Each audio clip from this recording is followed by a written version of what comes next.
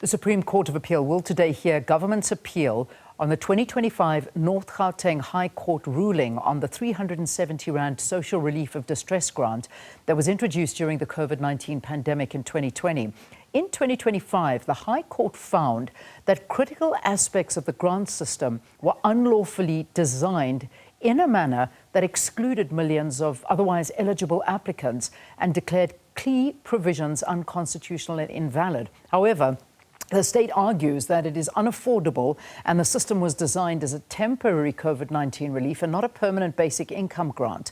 But to tell us more, we are joined by the Executive Director of the Institute for Economic Justice, Dr. Gilad Isaacs. Dr. Isaacs, thanks very, very much for your time. Thanks very much for the invitation. Pleasure. Let's just get to the crux of it all. You won in the High Court, your organisation, but what are you asking the Supreme Court of Appeal to uphold today? Well, it's not us that's asking a court necessarily. It's a government which is appealing against that judgment. That case has three main elements to it. The first element is exactly what you raised in the intro, the issue of exclusions. What we know now, and we know this also from more recent data which has come out like from statistics of South Africa, that about 18 million South Africans should be eligible for this grant. That is, they have income below the income threshold. What has happened, though, is that the state has instituted a set of obstacles to ensure that only about half of those applicants actually receive this grant. So, for instance, what are those obstacles? Online-only applications, no ability to apply in person, needing a smartphone with biometric verification systems for the application process, assuming that any money entering one's bank account, whether it is a gift or whether it is a spousal maintenance like for one's kid, or whether it is once-off income, if it is funds for one's granny, all income counting as means and towards that threshold, and a number of other measures to arbitrarily cap the number of recipients. The second issue is about the means threshold and the grant value itself. What we've seen is that the means threshold, so that's the amount which a person needs to earn under, stagnated. It was set first at the food poverty line, but it was kept at that level. And so even though the food poverty line is now about 200 rand more, you still have to earn under 624 to access it. And the level itself has also stagnated. It was 350, then it was 370, but it hasn't risen as with other grants. And then the third issue was that there is systemic non-payment. So even if you overcome these hurdles and you're approved, there's hundreds of thousands of people who are simply not getting paid. Yeah. And the High Court ruled in our favor, finding all three of these areas to be either unconstitutional or irregular, and ordered that the government put in place a plan to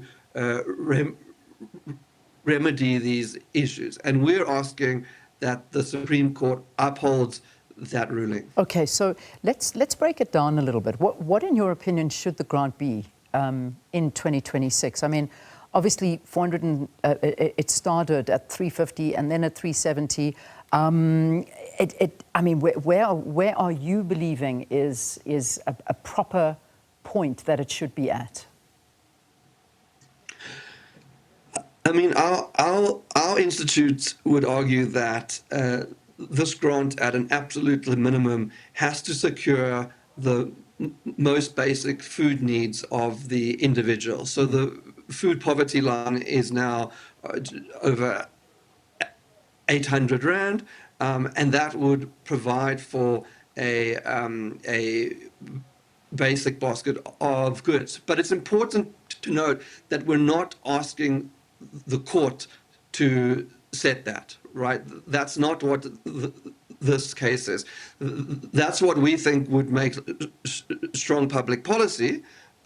What we're asking the court for is that government itself institutes a plan to progressively increase the amount in the same way which it does with all other social grants. And one would imagine that that is going to cost a lot of money, and obviously that would see tax increases here and there, and certainly something that we can't actually afford to do as a country right now is take out additional loans, because this amounts to a lot of money. But I mean, you are speaking truth, because that is what it realistically should stand at, but it's whether or not the state can actually afford this. And they say that it's an unaffordable system, and it was only designed as a temporary COVID-19 relief and not a permanent basic grant, income grant. Yeah. Why do you disagree with this? I think there's two issues there. Let's take the question of affordability first. I think it's important that we look at a budget and see it as a series of choices, right? There is no God-given kind of budget envelope which says, you know, if you go above X amount, the sky's going to fall in, and there's no set like distribution of how you should allocate those resources, X amount towards roads or education or social grants or so on. These are all choices which the government has to make. We have chosen in the last 3 years to run a budget surplus, meaning that the government, excluding interest payments, is spending less money than it receives in income. We have chosen to continue to hand back to taxpayers earning over R1 million, tens of billions of rands in medical aid, tax credits, in retirement fund benefits. Those are all choices which we make. Our research shows that a choice to support those with the least income in our society is actually a responsible choice. It improves welfare of those individuals, but they also use it to start businesses, to feed into local economies, and all of that has an economic multiplier which actually has the potential to raise the level of economic activity in our society. Yeah. The second question which you raise is that of the permanence, right? We're not looking for the court to say that this is permanent in the sense that it can never be altered, right? That would be mad, right?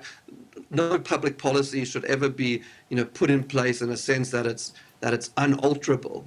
What we are asking and what we want is to say that its so-called temporary nature cannot be an excuse to arbitrarily and unlawfully exclude those which qualify for it, right? Mm. And it cannot be an excuse to allow its value to stagnate.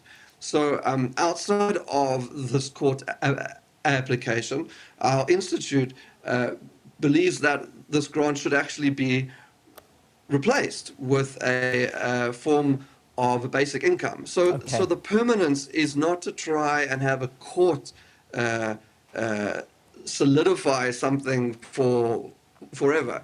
The argument about permanence is to say you can't use its temporary nature to arbitrarily exclude people who should be accessing it. Yeah, I want to just look at that issue because you brought up the basic income grant, so I think it's a good time to talk about that.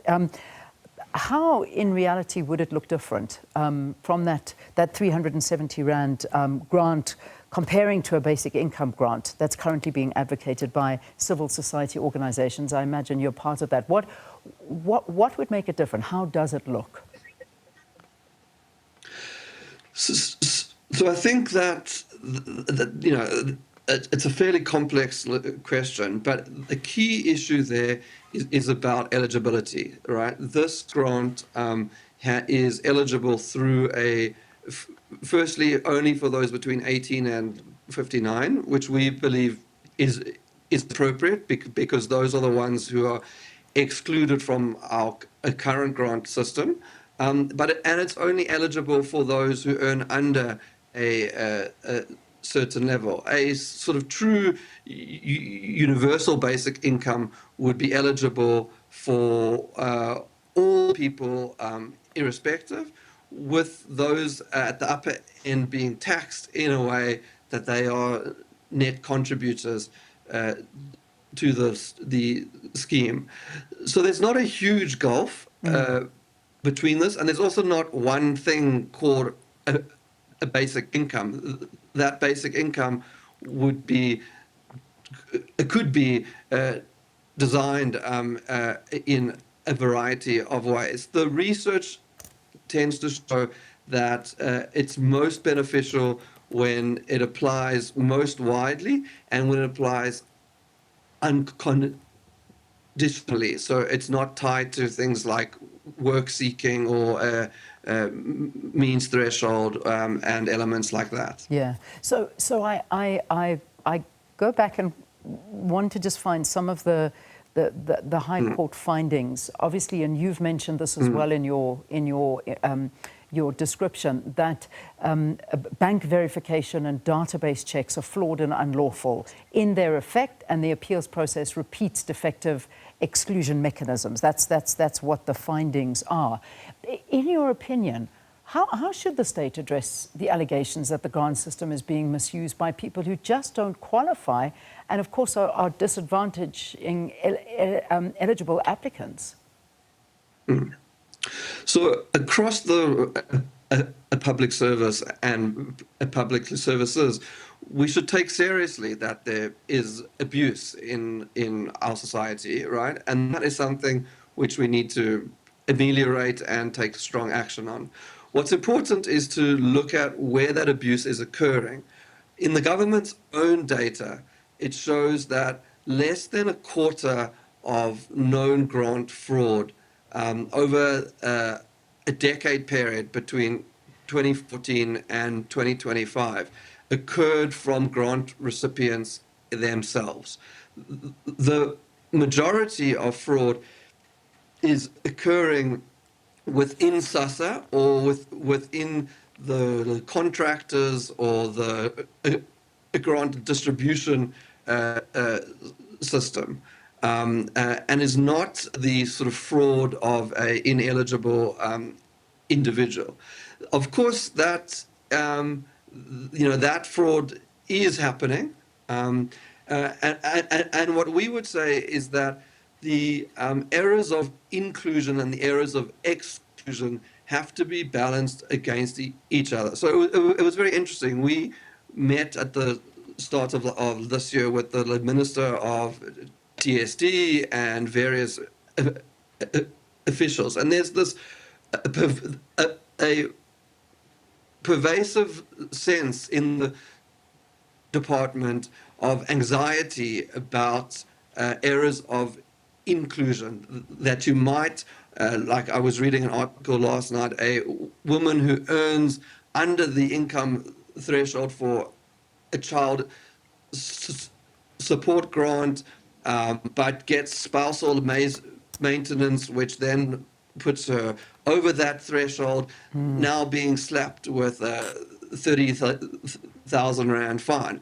There's this deep anxiety that those areas of inclusion need to be like rooted out.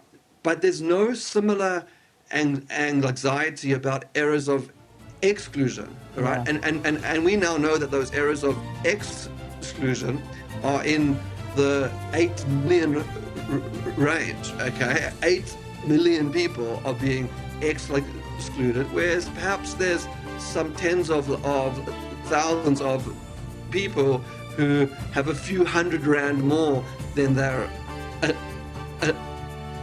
allowed to. And the system is just not geared to a concern for those areas of exclusion. So we must crack down on the systemic fraud which is perpetrated by the apparatus of grant management without vilifying the individual grant recipient. Dr. Gilad Isaacs, thanks for talking to us.